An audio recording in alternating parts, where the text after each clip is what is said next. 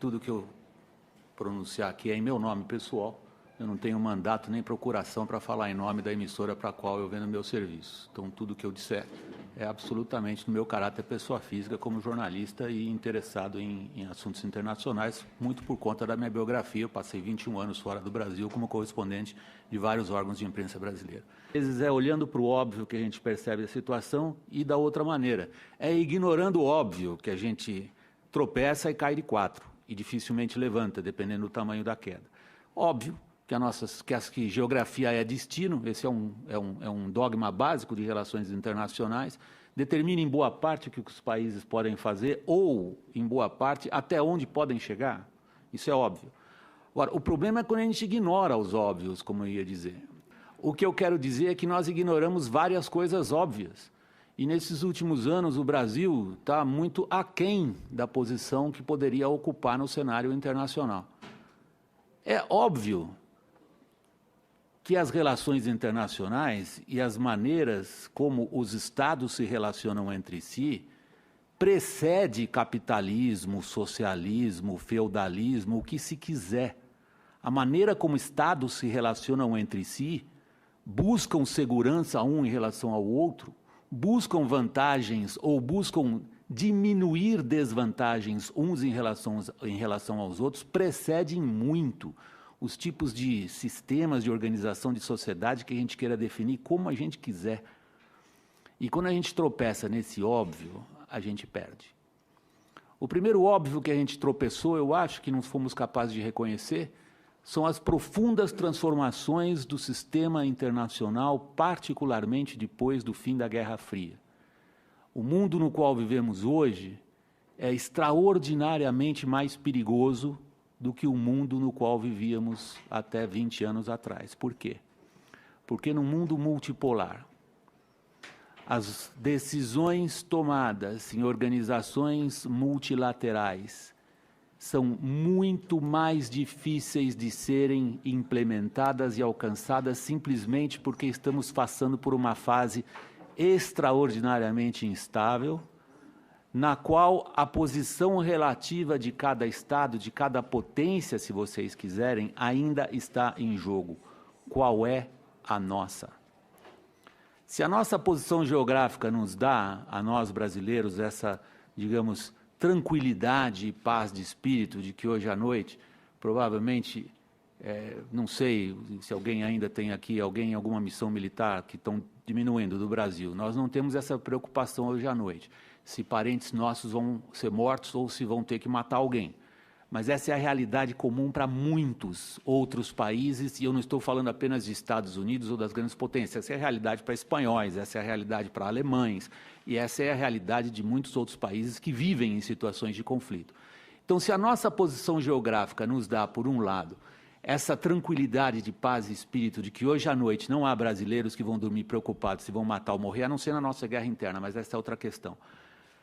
Isso nos tira, como sociedade, boa parte da sensibilidade para a abrangência, profundidade, alcance e importância dos principais conflitos internacionais. Nós não somos parte de nenhum, seja ele religioso, seja ele étnico, mesmo comercial, porque a nossa importância no comércio mundial não vem crescendo ou está muito longe do tamanho que esse país tem e do que essa economia poderia gerar.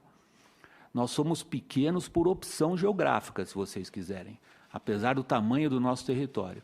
A geografia desse planeta nos colocou, de certa maneira, longe desses conflitos. Por outro lado, se nos deu essa tranquilidade de paz e espírito, nos tirou, em boa maneira, a capacidade de entendimento e de absorção do que está em jogo.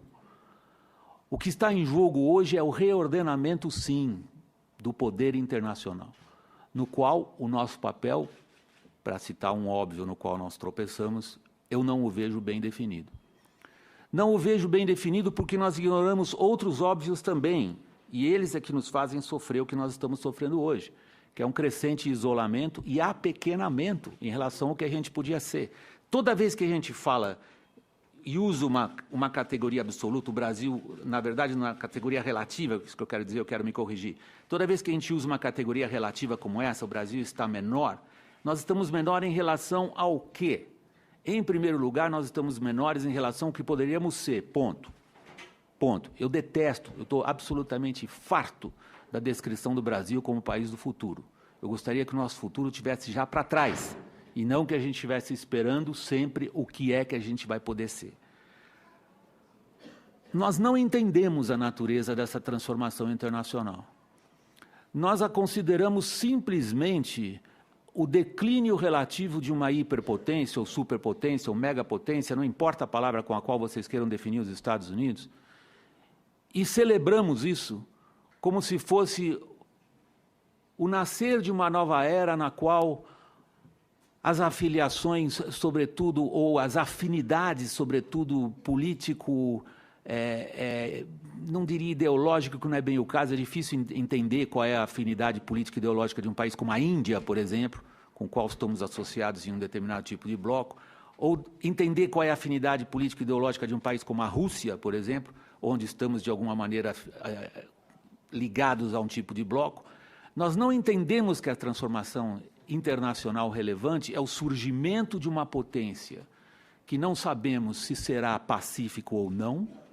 Esse é o desafio das novas gerações, é do pessoal que não tem mais cabelo branco como eu vejo muita gente jovem aqui na plateia, vocês é que vão poder, eu vou estar morto já, não vou poder saber se a China subirá como uma potência pacífica ou não, e o desafio que ela apresenta para relações internacionais é um desafio que pode ser resolvido dentro do que se convencionou chamar de governança global e que nunca chegamos a ela.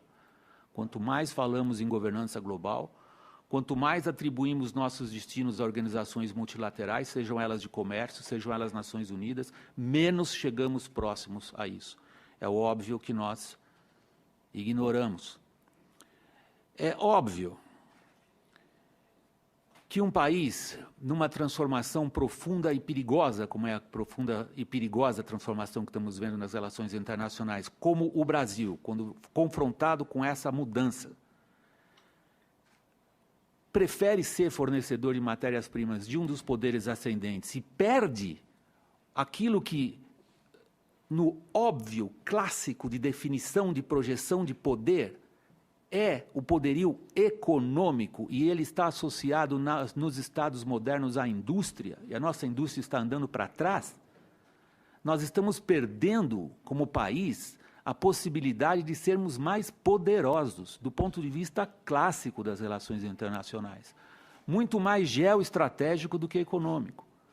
Nós estamos assumindo o papel que já tivemos em outras fases da nossa história, de sermos, sim, associados a focos de poder importante, e esse foco de poder internacional se move para o Pacífico, para as nossas costas, portanto. Somos um país com 500 anos de Atlântico e começamos de novo, vocês, jovens, que vão ver essa mudança. Vocês estão vendo uma mudança internacional extraordinária. Vocês são testemunhas de uma época incrível, como transformação de grandes eixos, eixos de séculos, eixos daquilo que os historiadores franceses usavam. Eu sei que o Samuel tem uma forte formação nessa área francesa, la longue durée, Samuel. A ideia de que há grandes fluxos históricos que passam por baixo dos acontecimentos cotidianos que a gente às vezes nem é capaz de interpretar, nem no seu alcance, nem na sua profundidade. E este é um acontecimento que a gente consegue interpretar no momento. E neste grande mundo virando, nós somos de novo fornecedores de matéria-prima para um grande foco de poder, e estamos perdendo aquilo que seria essencial para a nossa projeção de poder, seja ela qual for, seja ela como for definida. Uma potência regional com interesses ao redor, uma potência eventualmente hemisférica, do Equador para baixo, de uma determinada parte do mundo, uma potência, não interessa. Jamais seremos qualquer coisa à altura do destino que nós achamos que nós merecemos, que nós achamos brasileiros que merecemos um destino melhor, maior e mais importante do que aquilo que a gente exerce hoje nas relações internacionais. Jamais o seremos sem uma economia forte, baseada em conhecimento, inovação, tecnologia, e isto significa indústria.